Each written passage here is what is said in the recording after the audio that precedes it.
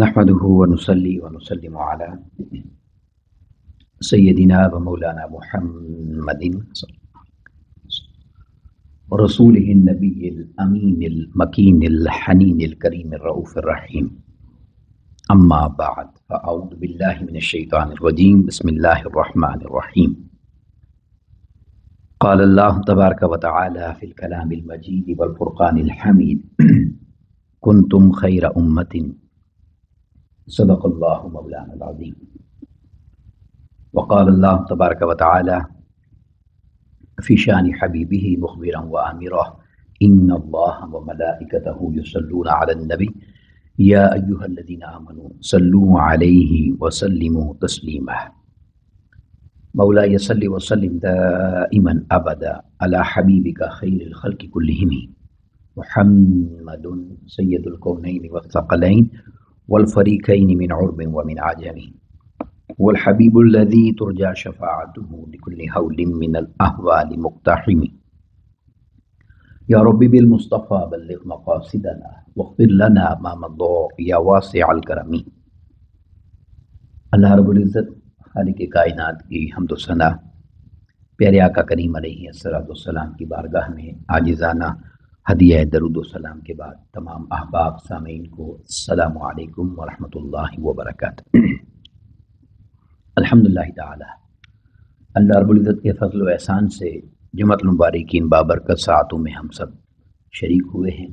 دعا ہے کہ اللہ رب العزت اس مبارک دن کی برکات ہم سب کو نصیب فرمائے اور اپنی رحمت پاک کا صدقہ آقا کریم علیہ الصلوۃ والسلام کی جمی امت اور انسانیت پر اپنا لطف و کرم نازل فرمائے. آج کی اس مبارک نشست میں چند کلمات جس مضمون کے حوالے سے عرض کرنا چاہ رہا ہوں وہ مضمون ہے نسبت کے حوالے سے، کہ نسبت بڑی عظیم چیز ہے، نسبت بڑی مقبول چیز ہے اور نسبت بڑی محبوب چیز ہے.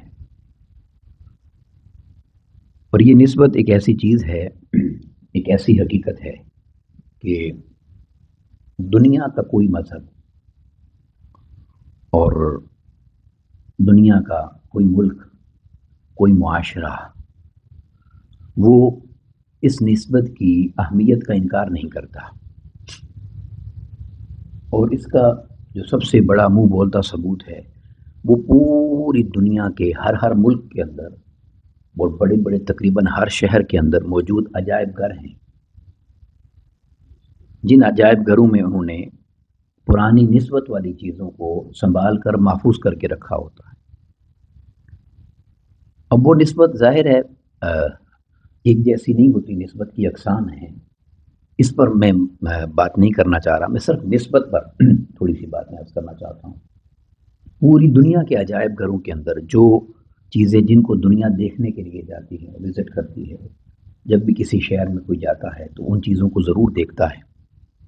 تو ان عجائب گھروں کے اندر موجود وہ پرانے لوگوں کے استعمال کی چیزیں، وہ فرنیچر ہے، ان کے یوز کی چیزیں ہیں استعمال میں، جو کسی بھی شخص کے استعمال میں رہیں، وہ یادگار کے طور پر نسبت کی وجہ سے سنبھال لی جاتی ہیں اور ان کی حفاظت کی جاتی ہے.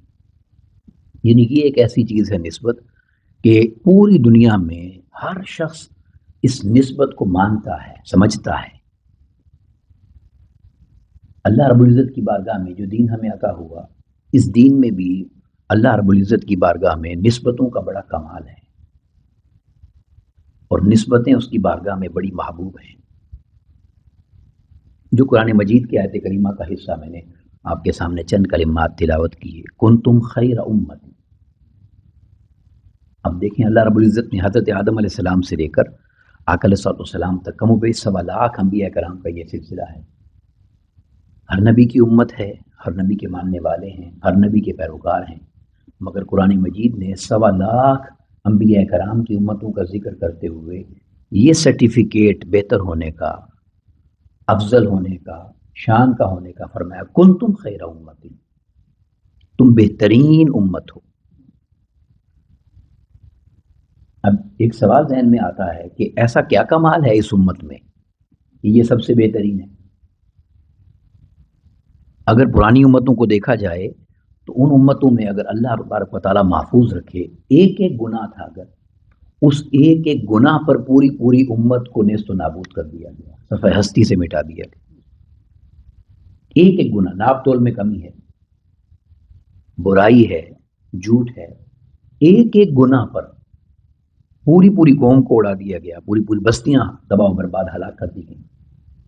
اس امت میں اللہ ہمیں محفوظ رکھے، ہم سب گناہ بھی جمع ہیں اور پھر بھی ہمیں ٹائٹل دیا جا رہا ہے کنتم خیر امت، تم بہترین امت ہو۔ تو اس کا مطلب یہ ہے کہ اس میں اس امت کا کوئی کمال نہیں ہے۔ اگر عبادات کی بات کی جائے تو پرانی امتوں میں کئی کئی 100 سال تک عبادتیں کرنے والے بھی، دونوں اینگل، برائی کو دیکھیں یا اچھائی کو۔ تو یہ جو ٹائٹل ملا ہے کنتم خیر امت، یہ کس وجہ سے ملا؟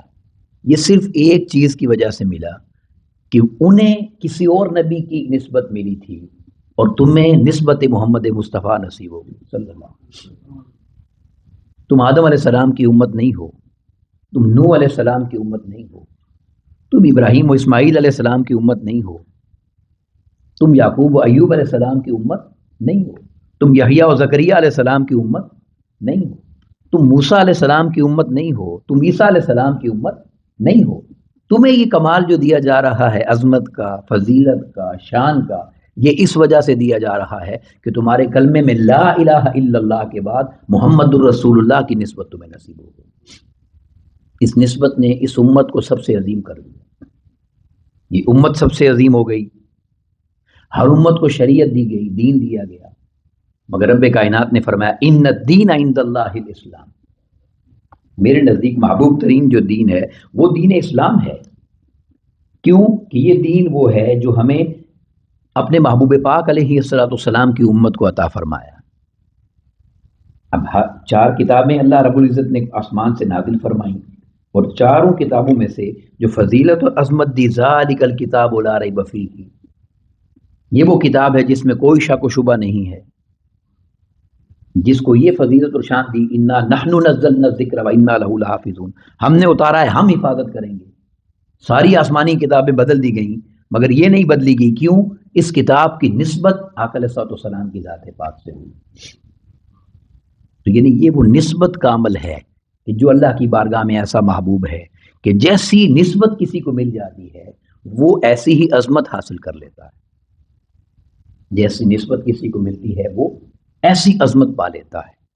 یقیناً میں نے پہلے کہا کہ ہم اقسام پر نہیں جا رہے، بری نسبت برائی کی طرف لے جائے گی، اچھی نسبت اچھائی کی طرف لے جائے گی، مگر بات یہ ہے کہ نسبت وہ چیز ہے کہ جس کا عمل دخل ہے، جس کی اہمیت ہے، جس کے اثرات ہیں۔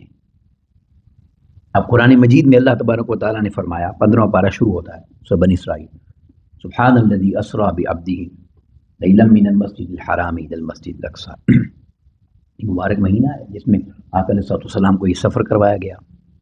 اس پر ہم آگے چل کے عرض کریں گے، بات کریں گے، مگر اس آیت کریمہ میں دیکھیں رب کائنات نے فرمایا پاک ہے وہ ذات جس نے اپنے محبوب بندے کو سیر کروائی رات کے مختصر سے حصے میں، مسجد حرام سے مسجد اقصی تک۔ اب مسجد اقصی کا ذکر کر دیا تھا تو مسجد اقصی کا ذکر کرنے کے بعد فرمایا الذی بارکنا حولہ، بڑا لطیف مقام ہے قرآن مجید کا، فرمایا الذی بارکنا حولہ، وہ مسجد اقصی جس کے گرد و نواح میں بھی برکت رکھ دی گئی،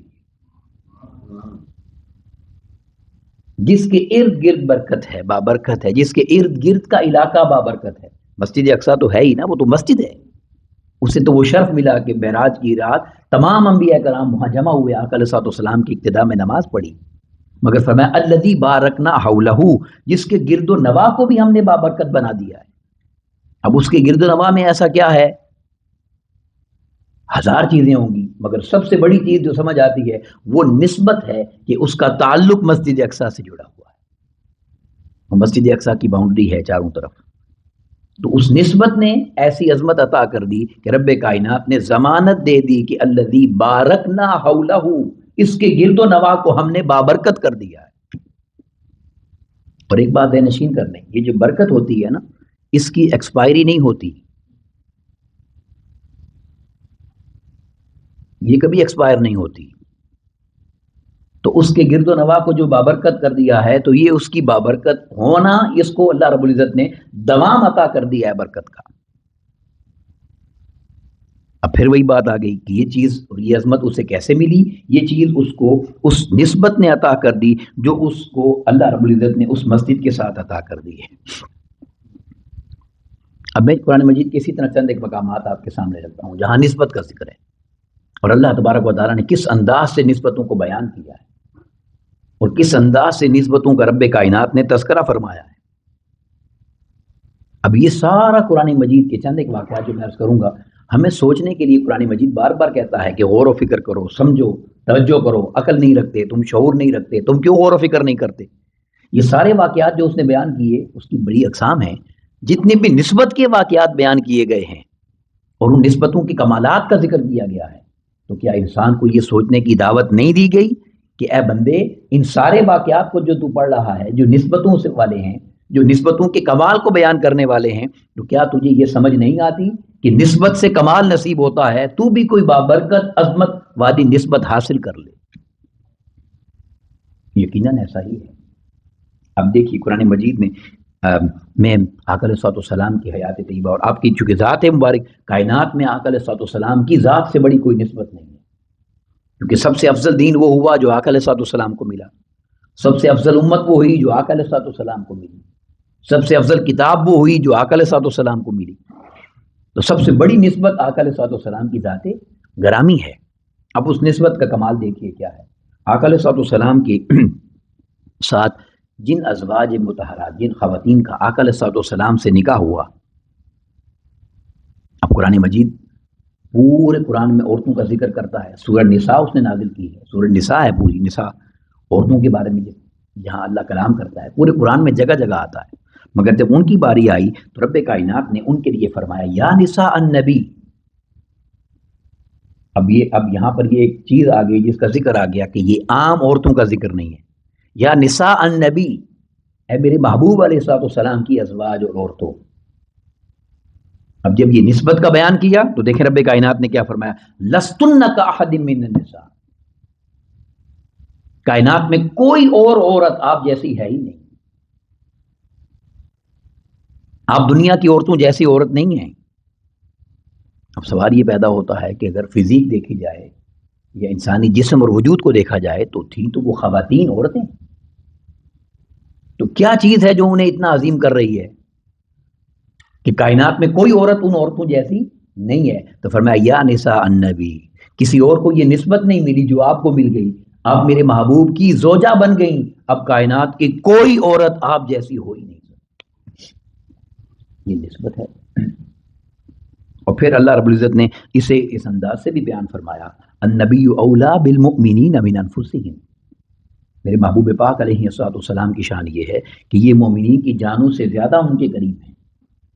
یہاں تک فرمایا، اب فرما کے آگے کیا فرمایا، وَأَزْوَاجُهُ، اور جو میرے محبوب کی بیویاں ہیں، زوجہ ہیں، ازواج ہیں، وائفس ہیں، ان کی شان کیا ہے؟ فرمایا امہاتہم، وہ جو میں نے تمہیں کہا تھا نا کہ کوئی اور عورت ان جیسی نہیں ہے، یہ سب سے افضل ہیں، تو تمہیں بتایا جا رہا ہے کہ ان کی فضیلت اور شان کا عالم یہ ہے کہ ہر عورت عورت ہے، مگر جو میرے محبوب کی زوجہ ہے وہ ہر مومن کی ماں ہے۔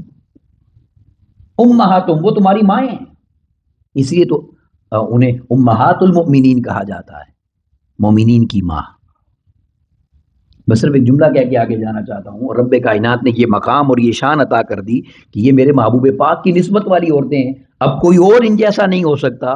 اس لیے میرے محبوب پاک کے وصال فرما جانے کے بعد، دنیا سے ظاہراً پردہ کر جانے کے بعد، کسی شخص کو اجازت نہیں ہے کہ میرے محبوب کی زوجہ کے ساتھ نکاح کرے۔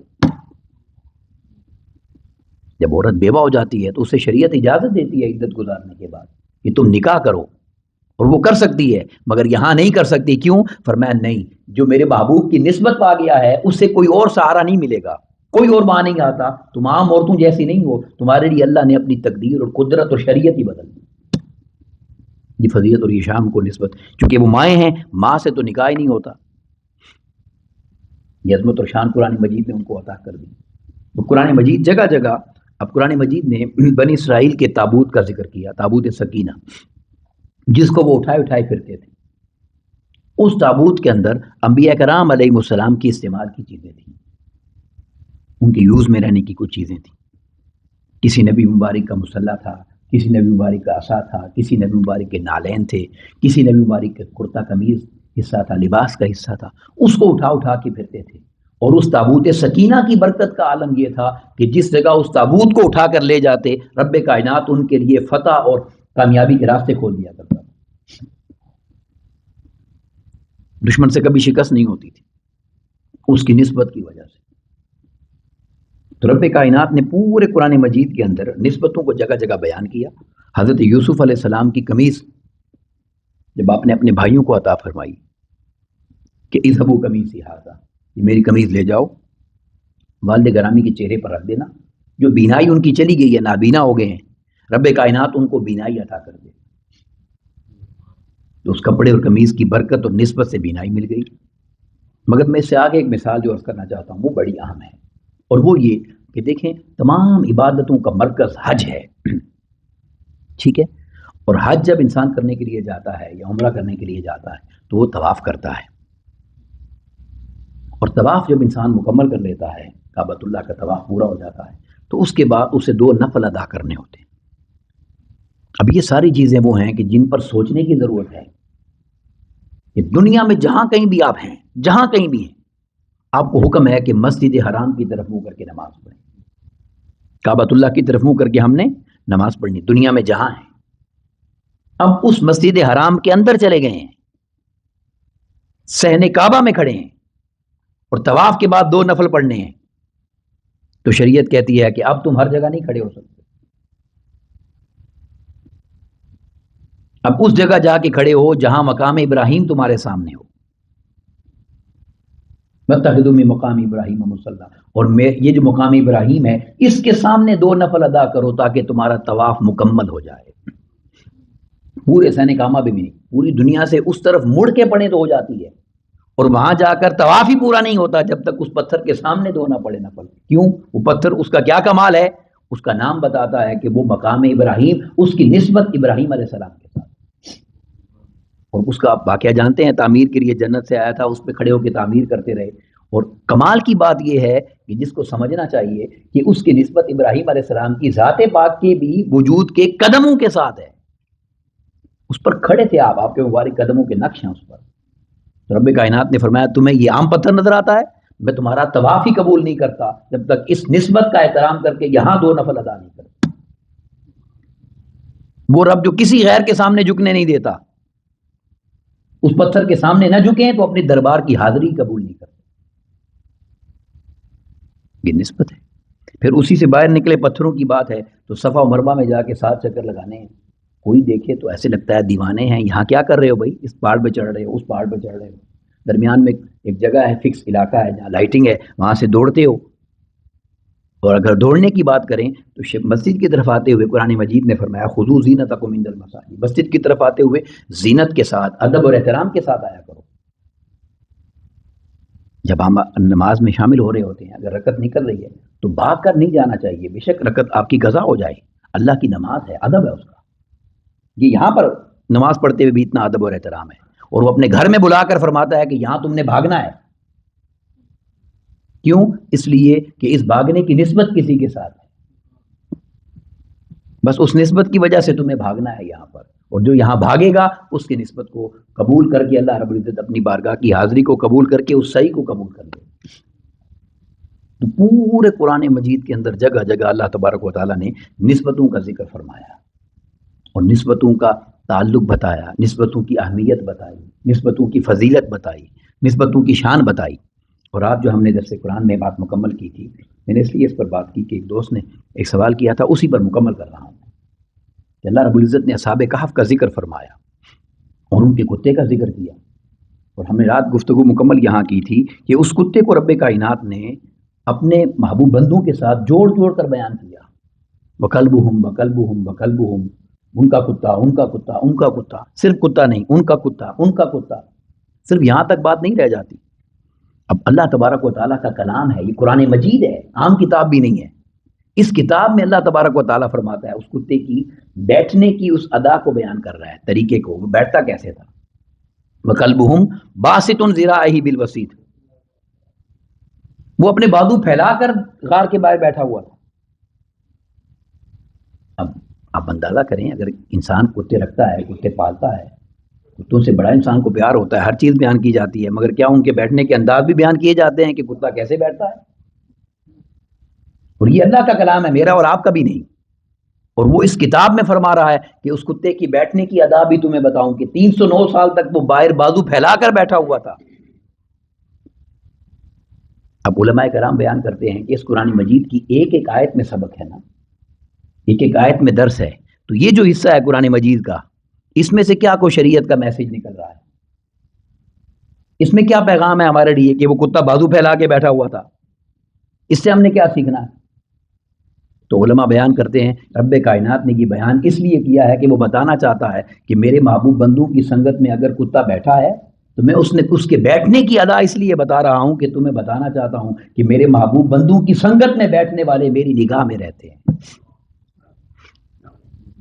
وہ میری نگاہ میں ہوتے ہیں، وہ میرے کرم اور فیض میں ہوتے ہیں، وہ میری خیرات میں ہوتے ہیں، وہ میری بخشش میں ہوتے ہیں، اور وہ ہماری رحمت کے دائرے کے اندر ہوتے ہیں۔ تو یہ وہ نسبتیں ہیں کہ جس کو جیسی نسبت مل جاتی ہے وہ اتنا ہی عظمت کا مقام اللہ کی بارگاہ میں حاصل کرتا چلا جاتا ہے۔ اللہ تبارک و تعالی ہمیں ان محبوب نسبتوں کو سنبھالنے کی توفیق عطا کرے اور ان نسبتوں کا حیا کرنے کی توفیق و ذوق عطا فرمائے۔ وما علینا الا البلاغ المبین۔ السلام علیکم ورحمۃ اللہ وبرکاتہ۔